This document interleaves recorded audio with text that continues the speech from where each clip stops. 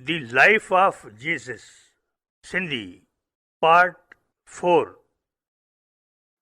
यसू जी ज़िंदगी, सिंधी, हिस्सो चौथों। सतेतालियों, हिकु बेवकूफ़ाना इल्ज़ाम। मती 12 बाब 22 खां 37 आयतूं। इन खां पोइ हुन वटि हिकिड़े माण्हूअ खे वठी आया जंहिंमें जिन हो ऐं जेको अंधो ऐं गूंगो बि हो, ऐं हुन खेसि छुटाए चङो भलो कयो। अहिड़ो जो उहो गूंगो ॻाल्हाइण ऐं ॾिसणु लॻो, ऐं सारी ख़ल्क़ हैरान थी वई ऐं चवणु लॻी त छा ही दाऊद जो पुटु आहे। पर जॾहिं फरीसियुनि इहा ॻाल्हि ॿुधी तॾहिं चवणु लॻा त ही माण्हू जो जिन थो कढे, सो भूतनि जे सरदार बाल्ज़बोल जी मदद धारां कोन थो कढे। ऐं हिन संदुनि ख़्यालु सही करे चयुनि त हर का बादशाहत जंहिंमें फूट थी पवे सा बर्बादु थियो वञे, ऐं हर को शहर या घर जंहिंमें फेटियाड़ो थो पवे सो जटराओ न कंदो, ऐं जेकॾहिं शैतान खे कढंदो त मंझंदि फेटियाड़ो पवंदो, ऐं पोइ संदुसि बादशाहत कीअं जटराओ कंदी। ऐं जेकॾहिं आऊं बाल्ज़बोल जी मदद सां भूत थो कढां त तॾहिं अव्हां जा पुट कंहिंजी मदद सां था उन्हनि खे कढनि। तंहिं करे उहे ई अव्हां जो इंसाफ़ कंदा। पर जेकॾहिं आऊं ख़ुदा जे रूह जी मदद सां भूत थो कढां तॾहिं ख़ुदा जी बादशाही अव्हां वटि अची सहिड़ी आहे। या को कंहिं ताक़तवर माण्हूअ जे घर में घिड़ी खेसि ॿधण खां सवाइ संदुसि माल मता फुरी सघंदो छा? पर पहिरीं उन जे ताक़तवर माण्हूअ खे ॿधी पोइ हुन जो घर फुरींदो। जेको मुंहिंजे पासे न आहे सो मुंहिंजे बरख़िलाफ़ आहे। जेको मूंसां शामिल थी कठो नथो करे सो छिड़ विछड़ कयो छॾे। तंहिं करे आऊं अव्हां खे चवां थो त सभु को गुनाह ऐं कुफुर माण्हुनि खे माफ़ कयो वेंदो, पर पाक रूह जे हक़ में कुफुर माफ़ न कयो वेंदो। ऐं जेको बि इब्न आदम जे बरख़िलाफ़ कुझु चवंदो तंहिंखे उहो माफ़ थींदो, पर जेको बि पाक रूह जे बरख़िलाफ़ की चवंदो तंहिंखे न की हिन जहान में न की ईंदड़ जहान में उहो माफ़ थींदो। या चओ त वण बि चङो ऐं संदुसि फल बि चङो, या चओ त वण बि ख़राबु ऐं संदुसि फल बि ख़राबु। छालाए जो वणु सुञाणबो आहे पंहिंजे फल मां। ऐं नांग जा ॿचो ऐं बुछड़ा कीअं चङियूं ॻाल्हियूं करे सघंदा। छालाए त जेकी दिलि में भरियलु हूंदो सो ई वात मां निकिरंदो। चङो माण्हू पंहिंजे चङे ख़ज़ाने मां चङियूं शयूं थो कढे, ऐं बुछड़ो माण्हू पंहिंजे बुछड़े ख़ज़ाने मां बुछड़ियूं शयूं थो कढे। ऐं आउं अव्हां खे थो चवां त जेको बि अजायो लफ़्ज़ माण्हू वातां कढंदो उन ई जो अदालत जे ॾींहुं हिसाबु ॾींदा। छालाए जो पंहिंजी ज़बान जे करे तूं रास्तबाज़ ठहिरायो वेंदे ऐं पंहिंजी ज़बान जे करे तूं ॾुहारी ठहिरायो वेंदे। 48 हिकिड़ो निशान। मती 12 बाब 38 खां 45 आयतूं। तॾहिं किन फ़क़ीहनि ऐं फरीसियुनि हुन खे वरंदी ॾेई चयो त ऐं उस्ताद, असांजी मर्ज़ी आहे त असांखे का निशानी ॾेखार। पर हुन जवाबु ॾेई चयुनि त हिन ज़माने जा ख़राब ऐं ज़नाकार माण्हू निशानी था घुरनि, ऐं उन्हनि खे यूनाह नबीअ जी निशानी धारां ॿी का बि निशानी न ॾिनी वेंदी। छालाए जो जीअं यूनाह 3 ॾींहं ऐं 3 रातियूं मच्छी जे पेट में पियो हो, तीअं इब्न आदम बि 3 ॾींहं ऐं 3 रातियूं ज़मीन जे पेट में रहंदो। ऐं नैनवा जा माण्हू हिन ज़माने जे माण्हुनि सां गॾु अदालत जे ॾींहुं उथी बीहंदा ऐं खेनि ॾुहारी ठहिराईंदा। छालाए जो उन्हनि यूनाह जी मनाज़ीअ ते तौबा कई, ऐं ॾिसो हिते हिकिड़ो आहे जो यूनाह खां वॾो आहे। ॾखिण जी मलिका हिन ज़माने जे माण्हुनि सां गॾु अदालत जे ॾींहुं उथी बीहंदी ऐं खेनि ॾुहारी ठहिराईंदी। छालाए जो हूअ ॾूरांए मुल्क मां सुलेमान खां बि वॾो आहे।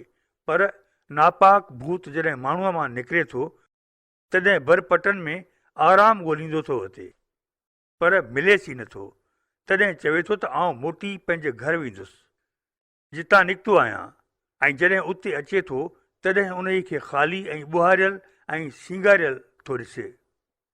तॾहिं हू वञी पाण खां बुछड़ा 7 ॿिया भूत पाण सां वठी थो अचे ऐं उहे अंदरि घिड़ी उते वञी रहनि था ऐं उन माण्हू जी पोइ हालति पहिरीं खां बि ख़राबु थिए थी।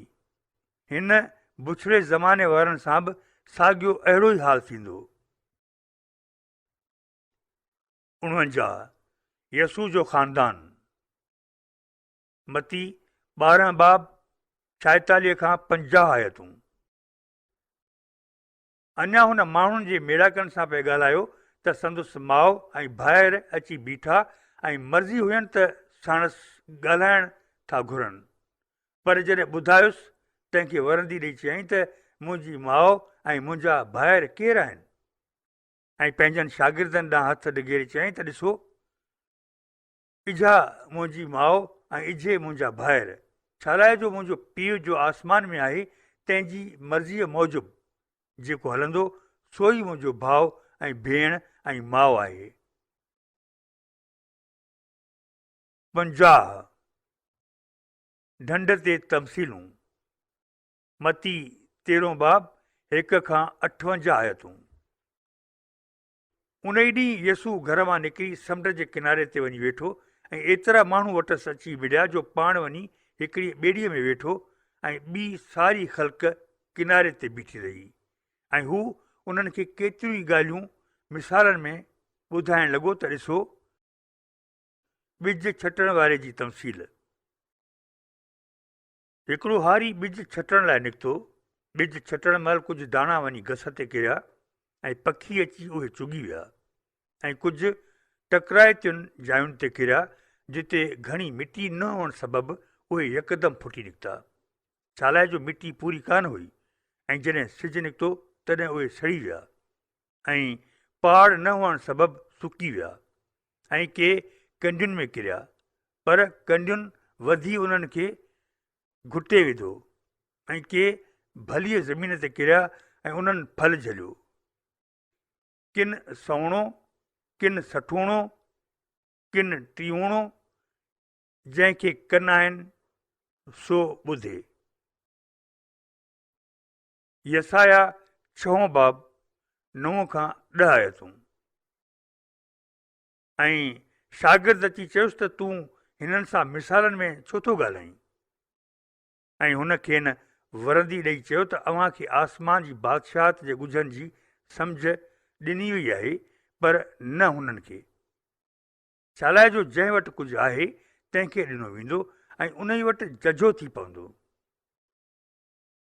पर जंहिं वटि कुझु कोन्हे तंहिंखां पाण जेकी अथसि सो बि खसे वठिबो।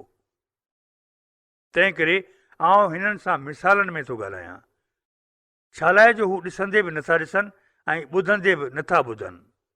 नकीका खेनि सम्झ थी पवे ऐं उन्हनि जे लाइ यसाया नबीअ जी पेशनगोई अची पूरी थी, जंहिंमें चयल आहे त ॿुधंदे अवी ॿुधंदा पर कंहिं बि तरह सम्झंदा ई कीन, ऐं ॾिसंदे अवी ॾिसंदा ऐं कंहिं बि तरह परुड़ींदा ई कीन। छा लाइ जो हुननि माण्हुनि जी दिलि ॾाढी थी पई आहे ऐं संदुनि कन घबरा आहिनि, ऐं हुननि पंहिंजूं अखियूं पूरे छॾियूं आहिनि त मतां हू पंहिंजनि अखियुनि सां ॾिसनि ऐं पंहिंजनि कननि सां ॿुधनि ऐं पंहिंजी दिलि सां सम्झनि ऐं फिरी पवनि ऐं आउं खेनि शिफ़ा ॾियां। मुबारक आहिनि उहे अखियूं जेके ॾिसनि थियूं, पर मुबारक आहिनि अव्हां जूं अखियूं, छा लाइ जो उहे ॾिसनि थियूं, ऐं मुबारक आहिनि अव्हां जा कन, छा लाइ जो उहे ॿुधनि था। छो त आउं अव्हांखे सच थो चवां त जेके शयूं अव्हीं ॾिसो था से घणनि ई नबियनि ऐं रास्तबाज़नि ॾिसणु घुरियूं पर न ॾिठऊं, ऐं जेके ॻाल्हियूं अव्हीं ॿुधो था से ॿुधणु घुरियाऊं पर न ॿुधाऊं। सो हाणे अव्हीं उन हारीअ जो मिसाल ॿुधो। जॾहिं को उन बादशाह जो कलाम ॿुधे थो ऐं सम्झे नथो, तॾहिं शैतान अची जेकी उन जी दिलि में पोखियल आहे सो कढी थो वञे। ही उहो आहे जो घस ते पोखियो वियो हो ऐं जेको टकराइतियुनि जायुनि ते पोखियल हो, सो उहो आहे जो कलाम ॿुधे थो ऐं हिकदमि ख़ुशीअ सां उन खे क़बूल थो करे। तॾहिं बि हुन मंझि अञा पाड़ न लॻी आहे, तंहिं करे थोरे वक़्त ताईं उहो जटराओ करे थो ऐं जॾहिं उन जे कलाम जे सबबु सख़्ती या सताइण शुरू थो थिए, तॾहिं यकदमि हू भुलिजो वञे ऐं जेको कंजुनि में पोखियो वियो सो उहो आहे जो कलाम ॿुधे थो, पर दुनिया जो फ़िक्र ऐं दौलत जो फ़रेब कलाम खे घुटियो छॾे ऐं उहो फल झलण खां रहिजी वञे। ऐं जेको भली ज़मीन में पोखियो वियो सो उहो आहे जो कलाम ॿुधे थो ऐं सम्झे थो ऐं सच पच फल झले थो ऐं को सोणो थो ॾिए, को सठूणो, को टीहणो। कणक में झंगली ॿिज। वरी खेनि ॿियो मिसाल ॾेई चयईं त आसमान जी बादशाहत उन जे माण्हूअ वांगुरु आहे जंहिं पंहिंजी ॿनीअ में चङो ॿिज पोखियो, पर जॾहिं माण्हू सुम्हिया तॾहिं संदुनि दुश्मन अची कणक में झंगली ॿिज बि पोखी वियो ऐं जॾहिं सलाह उभरिया ऐं फल झलियाऊं तॾहिं झंगली ॿिज बि ज़ाहिरु थियो ऐं उन जे मालिक जे नौकरनि अची खेसि चयो त साईं, तो पंहिंजी ॿनीअ में चङो ॿिज कीअं न पोखियो हो छा? तॾहिं झंगली ॿिज मंझंदि किथां आयो? ऐं हुन चयुनि त इहो कंहिं दुश्मन जो कमु आहे। वरी नौकरनि चयुसि, तॾहिं तुंहिंजी मर्ज़ी आहे छा त असीं वञी उहो गॾु करियूं? पर हुन चयो त न, मतां झंगली ॿिज गॾु कंदे ऐं कणिक बि पटे कढो, छॾियो त लाबारे पवण ताईं भली ॿई गॾु पिया उभरनि। पोइ लाबारे महल आउं लाहियारनि खे चवंदुसि त पहिरीं झंगली ॿूटा मेड़े उन्हनि जा गॾा ॿधी रखो त साड़जनि, पर कणिक मुंहिंजे भांडे में गॾु कजो। अहर जे दाणे जी तमसील।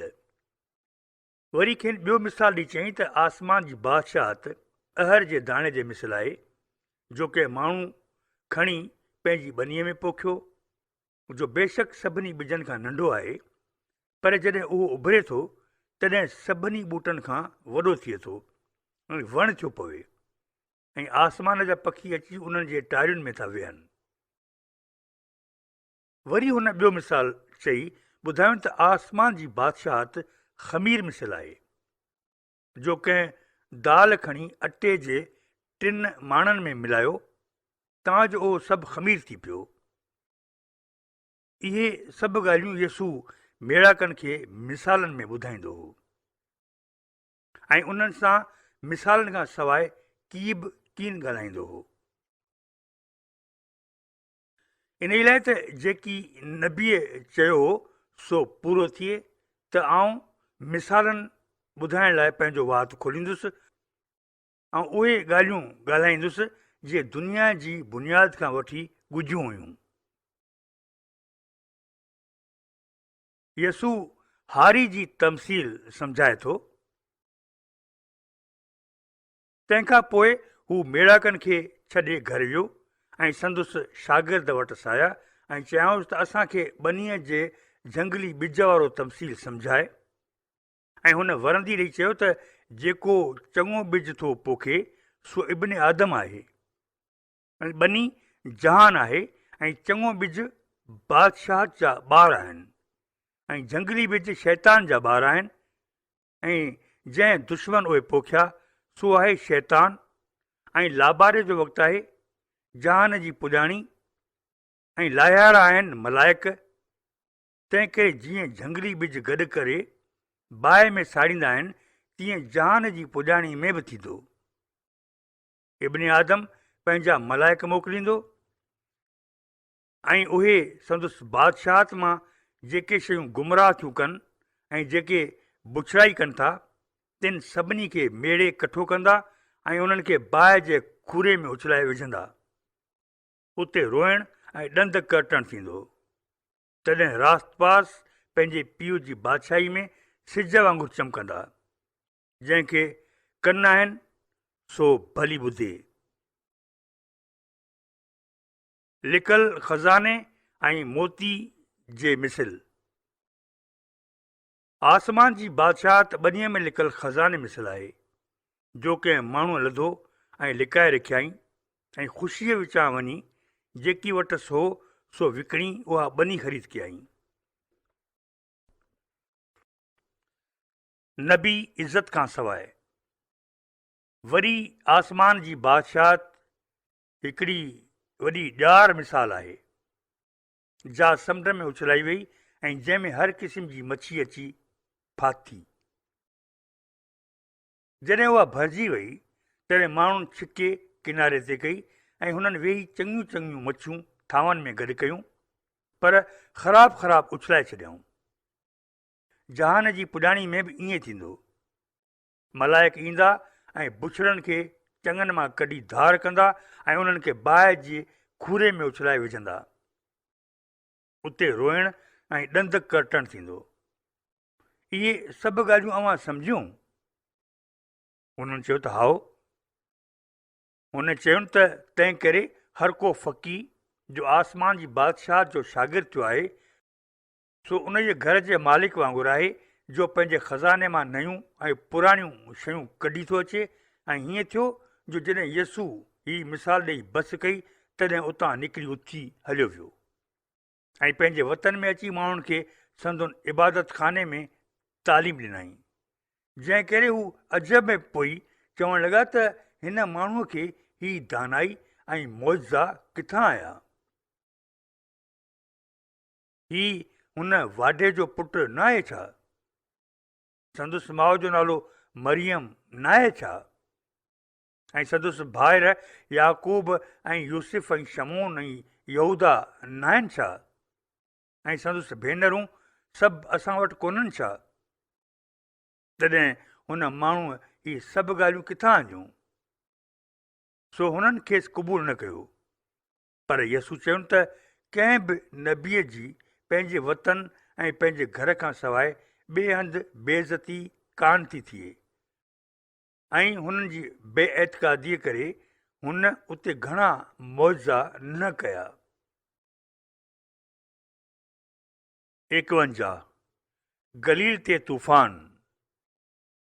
मरकस चौथों बाब 35 खां 41 आयतूं। ऐं उन जे साॻे ॾींहुं सांझीअ जो हुननि खे चयईं त हलो त पार हलूं ऐं ख़ल्क़ खे छॾे जीअं हो तीअं ई खेसि ॿेड़ीअ में पाण सां वठी विया ऐं ॿियूं ॿेड़ियूं बि साणसि हुयूं। पोइ अची हिकिड़ो वॾो तूफ़ान लॻो ऐं लहरुनि ॿेड़ीअ ते अहिड़ो सटको लाइ ॾिनो जो ॿेड़ी भरिजणु लॻी ऐं पाण पाछियल ते विहाणो ॾियो सुम्हियो पियो हो। ऐं हुननि अची जाॻाए चयोसि त ऐं उस्ताद, तोखे परवाही कान्हे छा त असीं बर्बाद था थियूं? तंहिं ते हू जाॻियो ऐं वाव खे झिणकियाईं ऐं समुंड खे चयईं त बसि माठो थी। पोइ वाव बीह वियो ऐं ॾाढी नवाई थी वई। पोइ हुननि खे चयईं त छो था ॾिॼो? अञा बि ईमान कोन अथव छा? ऐं हू ॾाढा ॾिना ऐं हिक ॿिए खे चवणु लॻा त ही तॾहिं केरु आहे जो वाव ऐं समुंड बि संदुसि हुकुम था मञनि।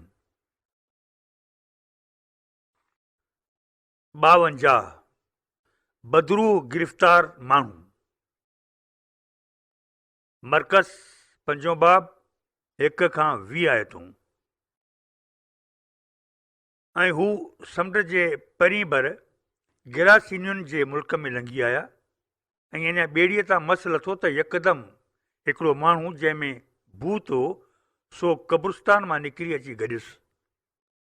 हू रहंदो ई कब्रिस्तान में हो ऐं खेसि ज़ंजीरुनि सां बि को ॿधी न थिए सघियो, छालाए जो हुनखे घणा ई भेरा नीअरनि ऐं ज़ंजीरुनि सां ॿधो हुअऊं, त बि हुन ज़ंजीर छिनी ऐं नीअर पुर्ज़ा करे छॾिया हुआ ऐं को बि माण्हू खेसि क़ाबू करे न थिए सघियो। ऐं हू हमेशह राति ॾींहुं क़बरुनि ऐं टकरुनि में पियो रड़ियूं कंदो हो। पाण खे पढ़ण सां फटींदो हो। जॾहिं हुन यसू खे परे खां ॾिठो तॾहिं डोड़ी वञी सजदो कयईंसि। ऐं वॾे सॾु रड़ करे चयईं त ऐं यसू, ख़ुदा ताला जा फर्ज़ंद, मुंहिंजो तोसां कहिड़ो वास्तो? ख़ुदा जे वास्ते मूंखे अज़ाब न ॾे। छा लाइ जो हुन चयोसि त ऐं भूत, हिन माण्हूअ मां निकिरी अचु। पोइ पुछांइसि त तुंहिंजो नालो छा आहे? हुन चयोसि त मुंहिंजो नालो लश्कर आहे। छा लाइ जो असीं घणा आहियूं? ऐं हुन मिंथ करे चयोसि त असांखे हिन मुल्क मां तड़ी न कढ। ऐं उते जबल जे पासे में सूअरनि जो हिकिड़ो वॾो धण पे चरियो ऐं हू खेसि मिंथ करे चवणु लॻा त असांखे सूअरनि में घेरण जी मोकल ॾे। तंहिं ते हुन खे मोकल ॾिनी ऐं उहे भूत निकिरी सूअरनि में वञी पिया।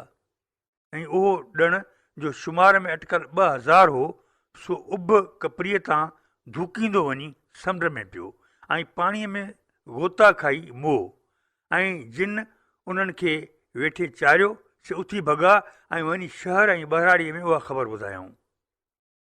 तंहिं ते माण्हू उहो हाल ॾिसण लाइ निकिरी आया ऐं अची ॾिसनि त उहो भूतारियल माण्हू, यानी जंहिंमें भूतनि जो लश्कर हो, सो यसू वटि कपिड़ा पहिरे पूरे होश में वेठो आहे। तॾहिं डपु वठी वियुनि ऐं जिन उहो रंग ॾिठो हो, तिन उन भूतारियल माण्हूअ जी हक़ीक़त ऐं सूरनि जी ॻाल्हि हुननि खे करे ॿुधाई। तंहिं ते हू अर्ज़ु करणु लॻुसि त असांजी हदुनि मां निकिरी हलियो वञे। पोइ जॾहिं ॿेड़ीअ ते चढ़ियो, तॾहिं जंहिं माण्हू में भूत हुआ तंहिं अर्ज़ु कयोसि त मूंखे पाण वटि रहणु ॾे।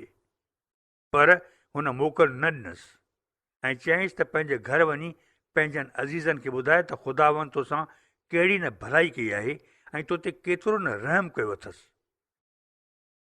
पोइ हू हलियो वियो ऐं दका पैलेस में वञी पधिरो करणु लॻो त यसू मूंसां कहिड़ी न भलाई कई ऐं सभु माण्हू अजब में पहुची विया।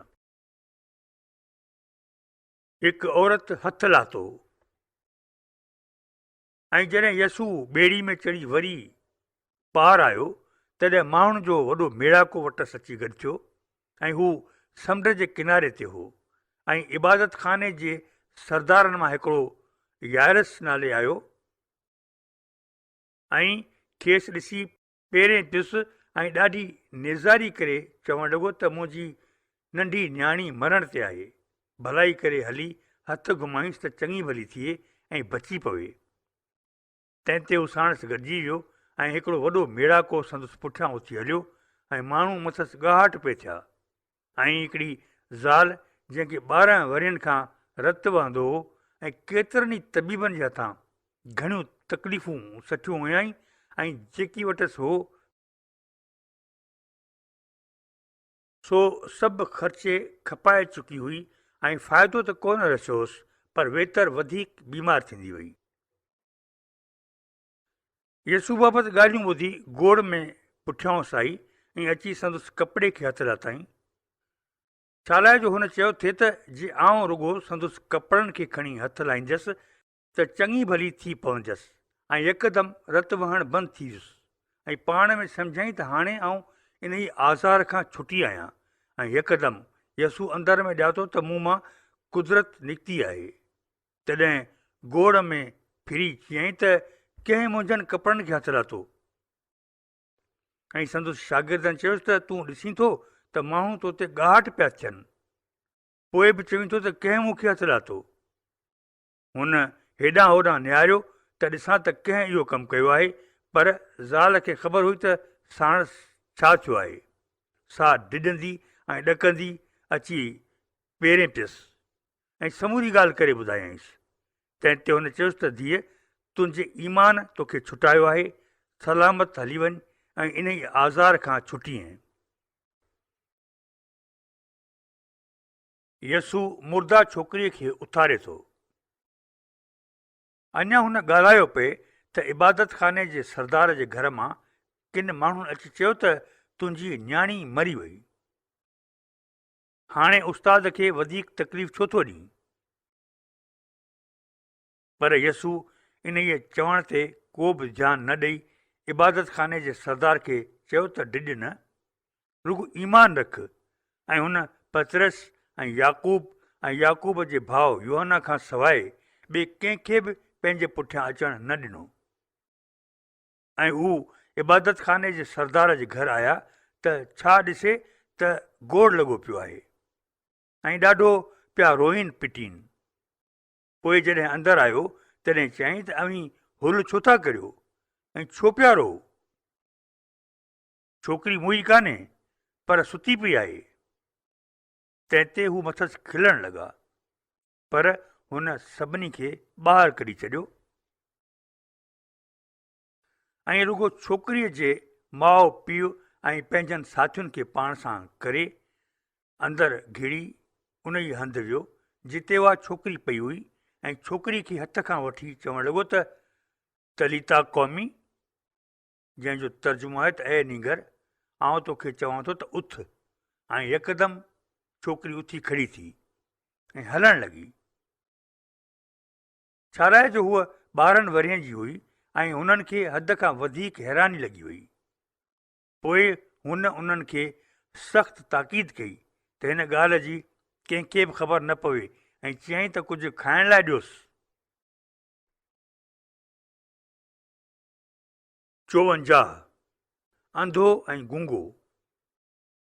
मती 9 बाब 27 खां 34 आयतूं।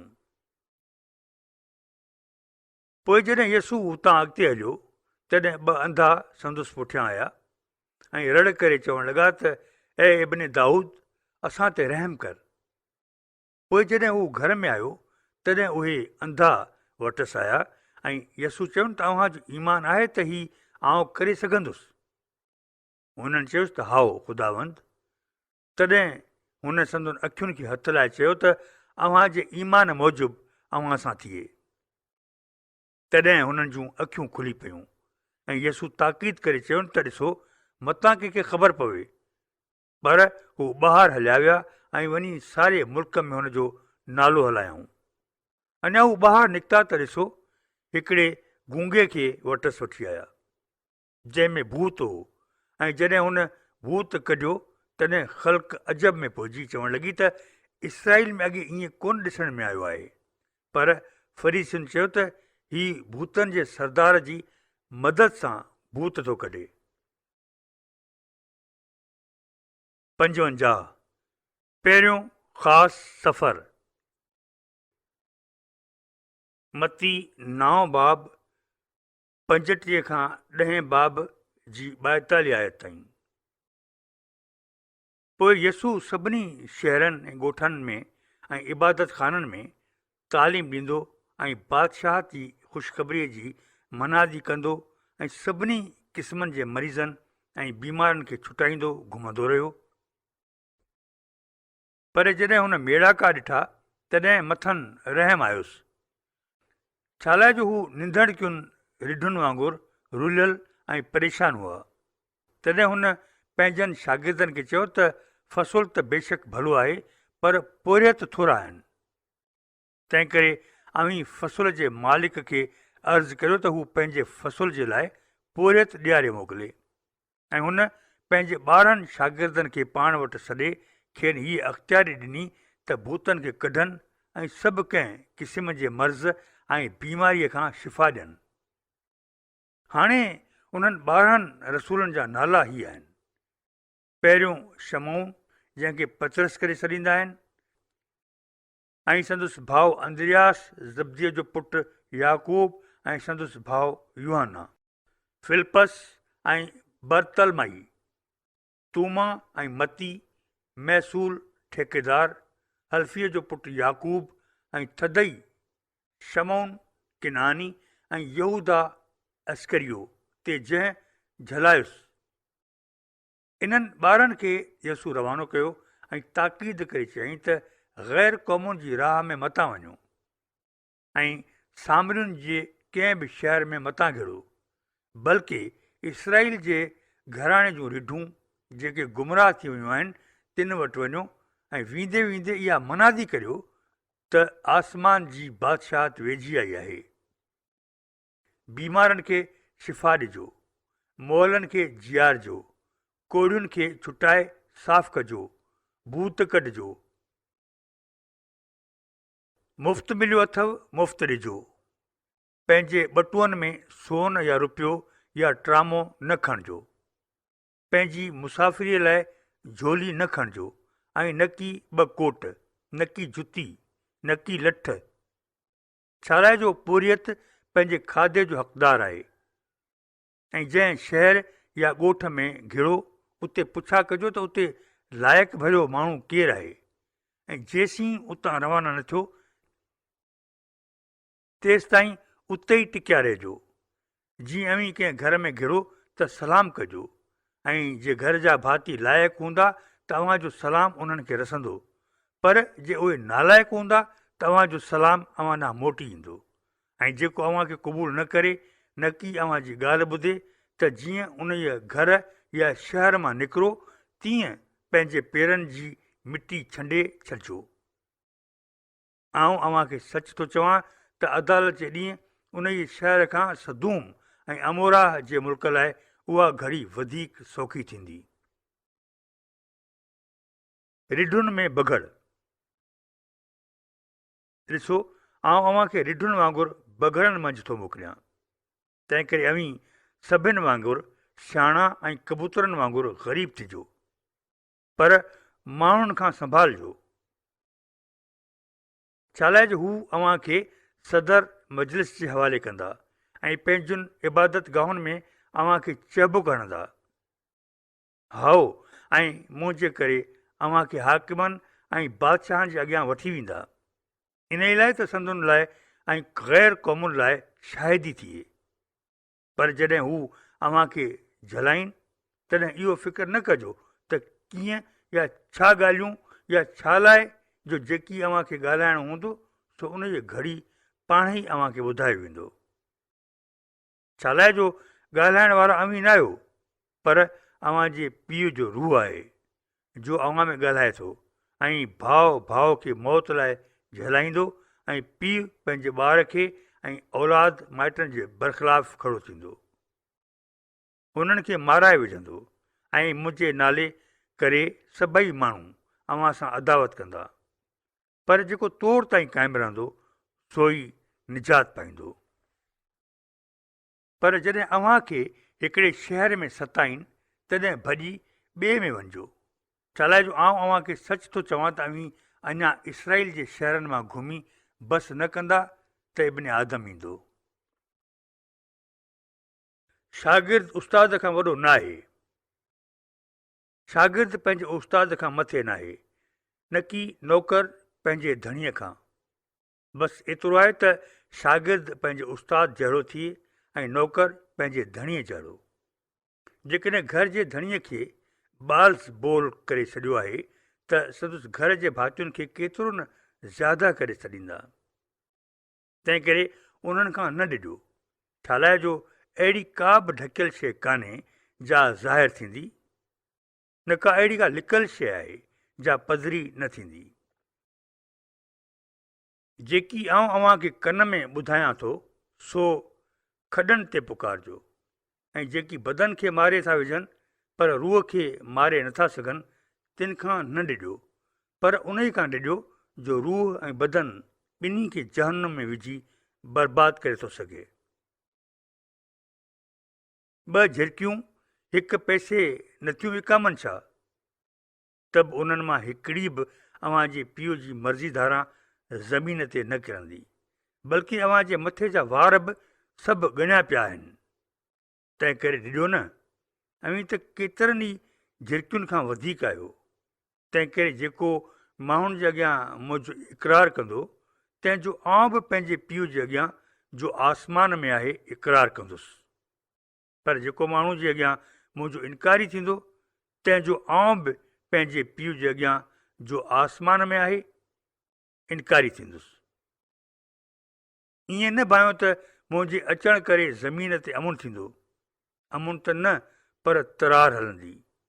छालाए त मुंहिंजे अचण करे माण्हू पंहिंजे पीउ जे बरख़िलाफ़ थींदो, ऐं धीउ पंहिंजी माउ जे बरख़िलाफ़, ऐं नुंहुं पंहिंजी सस जे बरख़िलाफ़ थींदी, ऐं माण्हूअ जा दुश्मन ख़ुदि संदुसि घर जा भाती थींदा।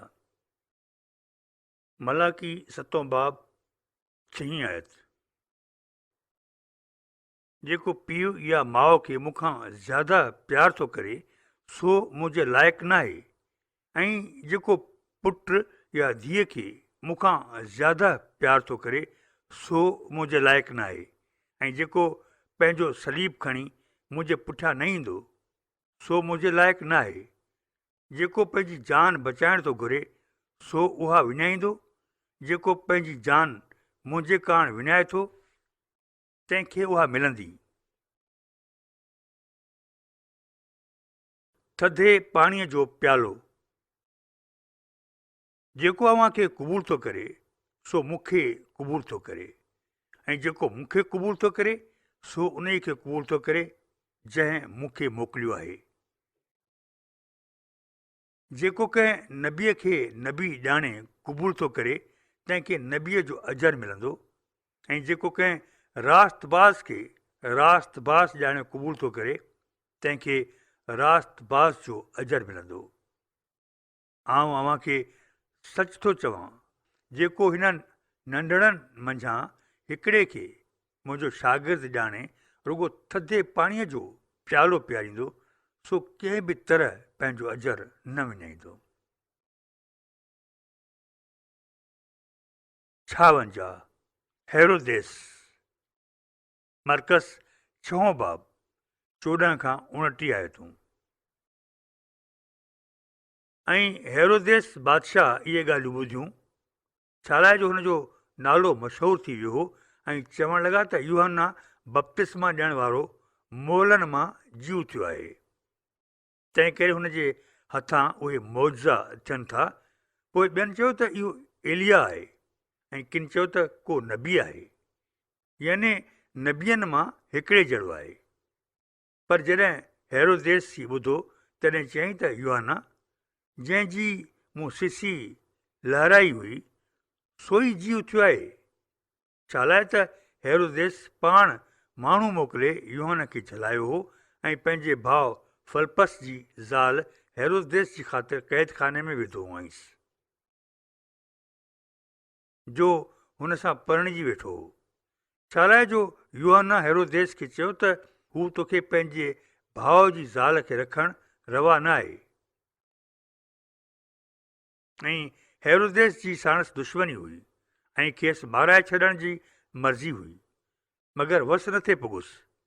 छा लाइ जो हेरोदेस खे ख़बर हुई त यूहन्ना पाक ऐं रास्तबाज़ माण्हू आहे, तंहिं करे खांसि ॾिॾंदो हो ऐं खेसि सही सलामत रखंदो हो, ऐं जॾहिं हुन जूं ॻाल्हियूं ॿुधंदो हो तॾहिं ॾाढो मुंझी पवंदो हो, पर ॿुधंदो ख़ुशीअ सां होसि।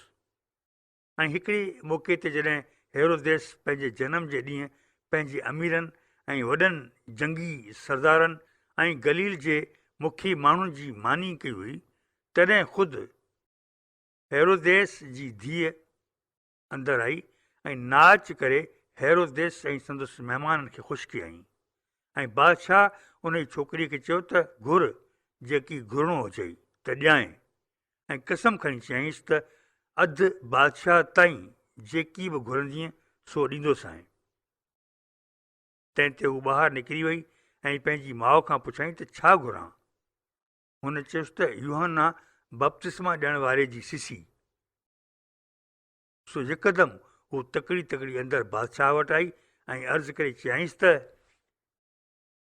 मुंहिंजी मर्ज़ी आहे त यूहन्ना बपतिस्मा ॾियण वारे जी सिसी हिकिड़ी थालीअ में विझी हींअर जो हींअर मूंखे ॾियनि। तंहिं ते बादशाह खे ॾाढो अरमान थियो, पर पंहिंजनि क़समनि जे करे ऐं महिमाननि जी ख़ातिर हुनजो चवणु मोटाए न सघियो, ऐं यकदमि बादशाह पहिरें वारनि सिपाहियुनि मां हिकिड़े खे रवानो कयो ऐं हुकुम ॾिनाईंसि त वञी हुन जी सिसी लाहे खणी अचु। ऐं हुन वञी क़ैद खाने में हुन जी सिसी लाथी ऐं थालीअ में रखी खणी आयो ऐं उन जी छोकिरीअ खे ॾिनई, ऐं छोकिरी उहा वठी पंहिंजी माउ खे ॾिनी। ऐं जॾहिं हुन जे शागिर्दनि इहा ॻाल्हि ॿुधी तॾहिं आया ऐं हुनजो लाशो खणी वञी क़बर में रखियऊं। यूसुफ जे पुराणे ज़माने जे किताब जे 18 बाब जी आयत 2 में हेरोदेस जो यूहन्ना बपतिस्मा ॾियण वारे जी सिसी लहिराइण जो वाक़ियो दर्ज आहे। 57, 5000। मरकज़ 6 बाब 30 खां 56 आयतूं। पोइ रसूल यसू वटि वरी अची गॾिजा ऐं जेकी कम कया हुआऊं ऐं जेका तालीम ॾिनी हुआऊं तंहिं सभ जो बयानु करे ॿुधायऊं। ऐं हुन चयुनि त अवीं पाण ख़ुलासा कंहिं वीरान हंध ते हलो ऐं थोरो आराम करियो, छा लाइ जो माण्हुनि जी घणी अच वञ लॻी पई हुई ऐं हुननि खे मानी खाइण जेतिरी बि फ़ुर्सत कान थिए मिली। सो हू ॿेड़ीअ ते चढ़ी ख़ुलासा हिकिड़े वीरान हंध ॾांहुं अलहदगी में विया। पर माण्हुनि हुननि खे वींदो ॾिठो ऐं घणनि सुञाणे वरितुनि ऐं उहे सभई शहरनि मां निकिरी गॾिजी पहिरें पंधु ओॾांहुं भॻा ऐं हुननि खां बि अॻे वञी उते सहड़िया। पोइ हू लही आयो ऐं माण्हुनि जो वॾो मेड़ाको ॾिठाई ऐं हुनखे मथनि रहम आयो, छा लाइ त हू निंधड़कियुनि रिढुनि वांगुरु हुआ ऐं हू खेनि घणियूं ई ॻाल्हियूं सेखारणु लॻो। ऐं जॾहिं हाणे ॾींहुं घणो गुज़री वियो तॾहिं संदसि शागिर्द वटसि आया ऐं चयऊंसि त हीउ हंधु वीरान आहे ऐं ॾींहुं बि घणो गुज़री वियो आहे। हिननि खे मोकल ॾे त आस पास वारनि ॻोठनि ऐं घरनि में वञी पंहिंजे लाइ की कुझु ॻिनी खाइनि। पर हुन वरंदी ॾेई चयुनि त अवीं खाइण लाइ ॾियो। तॾहिं हुननि चयोसि त छा असीं 2 सवनि दीनारनि जूं मानियूं ख़रीद करे हिननि खे खारायूं? हुन पुछियुनि त अव्हां वटि केतिरियूं मानियूं आहिनि, वञी ॾिसो। जॾहिं ॾिठाऊं तॾहिं अची चयऊं त 5 मानियूं ऐं 2 मच्छियूं। ऐं हुन हुकुम ॾेई चयुनि त सभई टोलियूं टोलियूं थी साए गाह ते वेही वञो। सो हू हिकु हिकु 100 ऐं 50-50 जूं क़तारूं करे वेही विया। पोइ हुन उहे 5 मानियूं ऐं 2 मच्छियूं खयूं ऐं आसमान ॾांहुं निहारे बरकत घुरियाईं ऐं मानियूं भञी शागिर्दनि खे ॾींदो वियो त हुननि जे अॻियां रखनि ऐं 2 मच्छियूं बि सभिनी खे विरहाए ॾिनई। ऐं उन्हनि मेड़नी खाई ड्रो कयो ऐं टुकर टीरा जेके बचा तिन मां 12 खारियूं भरे खयाऊं ऐं जिन उहे मानियूं खाधियूं से 5000 मर्द हुआ। ऐं यकदमि हुन पंहिंजनि शागिर्दनि ते ज़ोर रखियो त अवीं ॿेड़ीअ ते चढ़ी मूंखां अॻे हुन भर बैत सैदा में हलो जेसीं आउं ख़ल्क़ खे रवानो करियां। पोइ जॾहिं हुननि खां मोकिलाए रहियो तॾहिं दुआ घुरण लाइ जबल ते वियो। ऐं जॾहिं सांझी थी तॾहिं ॿेड़ी समुंड जे विच में हुई ऐं पाण अकेलो सुकीअ ते हो। ऐं जॾहिं ॾिठाई त हू ॿेड़ी काहे काहे हलाक थिया आहिनि, छा लाइ जो वाओ खेनि अणाओ हो। तॾहिं राति जे 4 पहर धारे हू पाण समुंड ते पंधु करे वटनि आयो ऐं जेकर खाउन लंघी वञे हा। पर हुननि खे समुंड ते पंधु कंदो ॾिसी भायो त को शर आहे, सो रड़ियूं करण लॻा। छा लाइ जो हू सभई खेसि ॾिसी दहिलजी विया हुआ। पर हुन यकदमि साणनि ॻाल्हायो ऐं चयईं त दिलिजाए करियो, आउं आहियां, ॾिजो न। पोइ हू वटनि ॿेड़ीअ ते वियो ऐं वाओ बसि थी वियो। हू अंदरि में ॾाढा हैरान थी विया, छा लाइ जो हुननि मानियुनि वारी ॻाल्हि न सम्झी हुई, पर संदुनि दिलि सख़्तु थी वई हुई। ऐं जॾहिं हू पार लंघिया तॾहिं गनीसरत जे इलाइक़े में अची लथा ऐं किनारे ते अची पग हयाऊं। ऐं जॾहिं हू ॿेड़ीअ तां लथा तॾहिं माण्हुनि यकदमि सुञाणे वरितुसि ऐं उन जे सारे इलाइक़े में चौधारी डोड़ी विया। ऐं जिते थे ॿुधाऊं त हू आयो आहे उते बीमारनि खे खटोलनि ते खणी थिया आया ऐं ॻोठनि ऐं शहरनि ऐं ॿहिराड़ीअ में जिते किथे हू वियो थिए उते बीमारनि खे बाज़ारुनि में आणे थे रखियाऊं ऐं मिंथ करे थे चयाऊंसि त असांखे रुॻो पंहिंजे कपिड़े जे दामन खे हथु लाइण ॾे। ऐं जेतिरनि हथु लाथुसि ओतिरा मिड़ेई छुटी चङा भला थी पिया। 58 पाणी ते हलणु। मती 14 बाब 22 खां 33 आयतूं। ऐं हिकदमि हुन पंहिंजनि शागिर्दनि ते ज़ोर रखियो त अवीं ॿेड़ीअ में चढ़ी मूंखां अॻे परींहं भर हलो, जेसीं कि आउं ख़ल्क़ खे रवानो करियां। ऐं माण्हुनि खे रवाने करण खां पोइ हू दुआ घुरण लाइ जबल ते अकेलो चढ़ी वियो। ऐं जॾहिं सांझी थी तॾहिं हू उते अकेलो हो। पर उन महिल ॿेड़ी समुंड जे विच में लहरुनि जे करे लोॾनि में हुई। छालाए जो वाउ अणाओ हो ऐं राति जो 4 पहर में हू समुंड ते पंधु करे वठनि आयो। ऐं जॾहिं शागिर्दनि हुनखे समुंड ते हलंदो ॾिठो तॾहिं दहिलजी विया ऐं चवण लॻा त हीउ को शर आहे, ऐं डप खां रड़ियूं करण लॻा। पर यसू उन ई दम खेनि चयो त दिलजाए करियो, आउं आहियां, डिॼो न। पोइ पतरस वरंदी ॾेई चयो त हे ख़ुदावंद, जे तूं आहीं त मूंखे हुकुम ॾे त आउं पाणीअ ते हली तो वटि अचां। ऐं हुन चयोसि त अच। सो पतरस ॿेड़ीअ मां लही यसू वटि अचण जे लाइ पाणीअ ते हलणु लॻो। पर जॾहिं हुन वाउ ॾिठो तॾहिं डिॼी वियो ऐं जॾहिं ॿुॾणु लॻो तॾहिं रड़ करे चयईं त ए ख़ुदावंद, मूंखे बचाए। ऐं यकदमि यसू हथ डिघेरे झले वरितुसि ऐं चयईंसि त ए कम एतकाद, तो शक छो कयो? ऐं जॾहिं हू ॿेड़ीअ ते चढ़िया तॾहिं वाउ बीह वियो ऐं जेके ॿेड़ीअ में हुआ तिन अची पेरें पई चयोसि त सचपच तूं ख़ुदा जो फर्ज़ंद आहीं।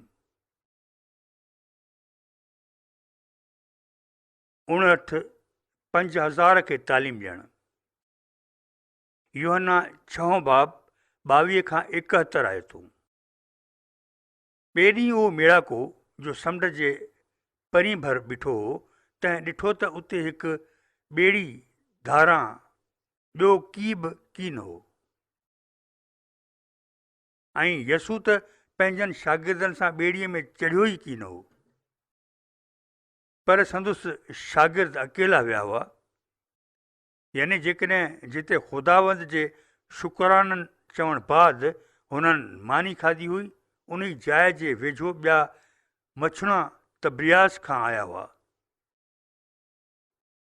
सो जॾहिं मेड़ाके ॾिठो त न को यसू आहे ऐं न की संदुसि शागिर्द, तॾहिं हू पाण उन्हनि मछुअनि में चढ़ी यसू खे ॻोल्हण लाइ कुफर नाहूम में आया। ऐं जॾहिं समुंड जे पार ॻोल्हे अची लधाऊंसि तॾहिं चयऊंसि त ए उस्ताद, तूं हिते कॾहिं आहीं? यसू जवाबु ॾेई चयुनि त आउं अव्हांखे सचपच थो चवां त अवीं जो मूंखे ॻोल्हियो था सो इन लाइ न त मौजा ॾिठा अथव, पर इन लाइ जो मानियूं खाई ड्रौ कयो अथव। जेको खाॼ फ़ानी आहे तंहिं लाइ महिनत न करियो, पर उन खाॼ लाइ जो हमेशह जी ज़िंदगीअ ताईं हले थो, जो इब्न आदम अव्हांखे ॾींदो। छालाए त पीउ यानी ख़ुदा हिन ते ई मोहर हणी आहे। तॾहिं हुननि चयोसि त असीं छा कयूं जो ख़ुदा जा कम बजा आणियूं? यसू जवाबु ॾेई चयुनि त ख़ुदा जो कमु हीउ आहे त जंहिंखे मोकिलियो अथसि तंहिं ते ईमान आणियो। तंहिं ते हुननि चयोसि त पोइ तूं असांखे कहिड़ी निशानी थो ॾेखारीं त असीं ॾिसी तोखे क़बूल करियूं? तूं कहिड़ो कमु थो करीं? असांजे अबा ॾाॾनि ऋण पट में मानी खाधी, जीअं त लिखियलु आहे त हुन खेनि खाइण लाइ आसमान मां मानी ॾिनी।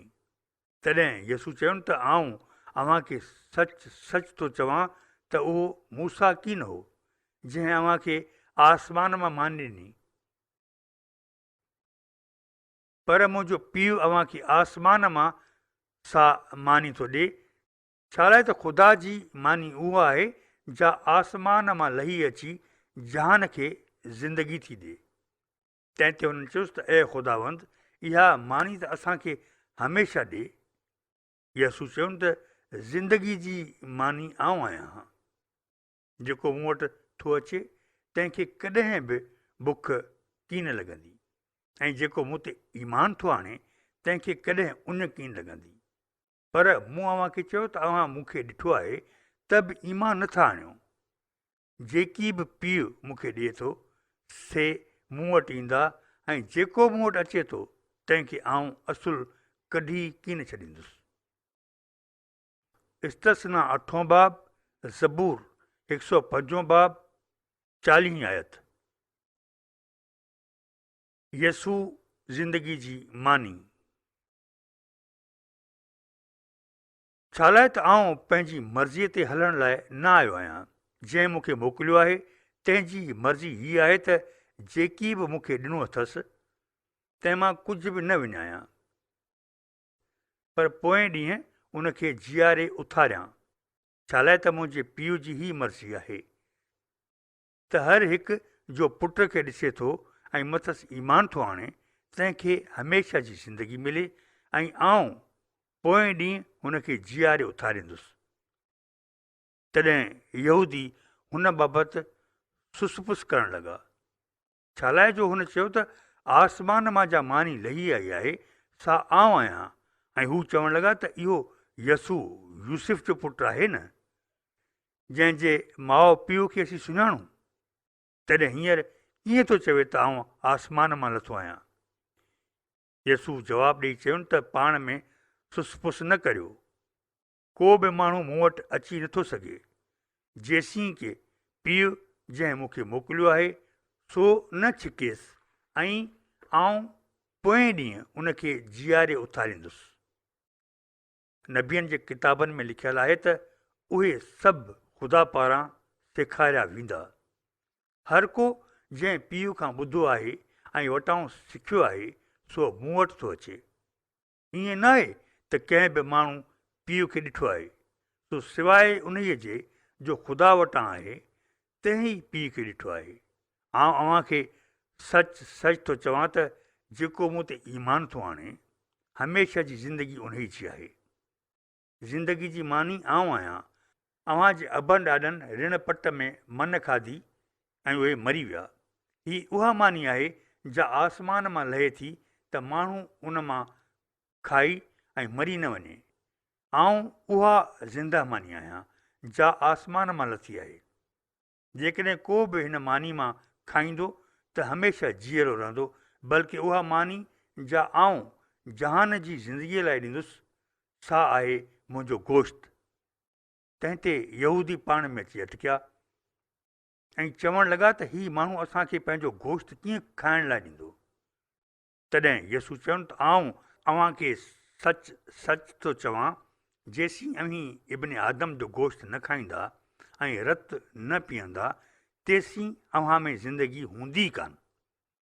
जेको मुंहिंजो गोश्त थो खाए ऐं मुंहिंजो रत थो पीए हमेशह जी ज़िंदगी उन्ही जी आहे। आउं हुनखे पोएं ॾींहुं जीआरे उथारींदुसि। छा लाइ जो मुंहिंजो गोश्त सचपच खाइण जी शइ आहे ऐं मुंहिंजो रत सचपच पीअण जी शइ आहे। ऐं आउं मंझंसि जीअं ज़िंदह पीउ मूंखे मोकिलियो आहे आउं पीउ जे करे थो जीआं, तीअं जेको मूंखे थो खाए सो पिणु मुंहिंजे करे जीअंदो। ही उहा मानी आहे जेका आसमान मां लथी आहे, न जीअं अव्हांजे अबनि ॾाॾनि खाधी ऐं मरी विया। पर जेको ही मानी थो खाए सो हमेशह जीअरो रहंदो। इहे ॻाल्हियूं हुन कुफर नाहूम में हिकु इबादत खाने में तालीम ॾियणु वक़्तु चयूं। यसू जा लफ़्ज़ रूह ऐं ज़िंदगी आहिनि। इन ई करे संदुसि शागिर्दनि मां घणनि जॾहिं हीउ ॿुधो तॾहिं चवणु लॻा त हीअ ॻाल्हि त सख़्तु आहे, इहा केरु ॿुधी सघंदो। पर यसू पंहिंजे अंदर में ॼातो त मुंहिंजा शागिर्द इन ई ॻाल्हि ते सुसपुस था कनि। तॾहिं चयईं त हीअ ॻाल्हि अव्हांखे गुमराह थी करे छा? भला जेकॾहिं इब्न आदम खे ओॾांहुं चढ़ी वेंदो ॾिसो जिते हू अॻे ई हो त पोइ कीअं? जीअरण वारो त रूह आहे, जिस्म मां को फ़ाइदो कोन्हे। ही ॻाल्हियूं जेके मूं अव्हांखे चयूं आहिनि से रूह ऐं ज़िंदगी आहिनि, पर अव्हां मां की आहिनि जे ईमान नथा आणीनि। छा लाइ त यसू खे शुरू खां ख़बर हुई त कहिड़नि कहिड़नि खे ईमान कोन्हे ऐं केरु मूंखे झलाईंदो ऐं हुन चयो त इन ई सबबु करे मूं अव्हांखे चयो आहे त को बि माण्हू मूं वटि अची नथो सघे जेसि ताईं हुनखे पीउ वटां अहिड़ी ताक़त न मिले। तंहिं ते संदुसि घणा शागिर्द पुठिते मोटी हलिया विया ऐं वरी साणसि कॾहिं घुमण जी न कयाऊं। तॾहिं यसू हुननि 12 ॼणनि खे चयो त अव्हीं बि वञणु चाहियो था छा? शमौन पतरस जवाबु ॾिनुसि त आए ख़ुदावंद, असीं कंहिं वटि वञूं? हमेशह जी ज़िंदगीअ जूं ॻाल्हियूं त तो वटि आहिनि ऐं असां ईमान आंदो आहे ऐं ॼातो अथऊं त तूं उहो ख़ुदा जो क़ुदूस आहीं। यसू खेनि जवाबु ॾिनो त मूं अव्हां 12 ई खे कीन चूंडियो आहे ऐं अव्हां मां हिकिड़ो शैतान आहे। ऐं हुन ही ॻाल्हि शमौन अस्करियोती जे पुटु यहूदा जे बाबति कई, छा लाइ त उहो ई 12 मां हिकिड़ो हो जंहिं झलायुसि।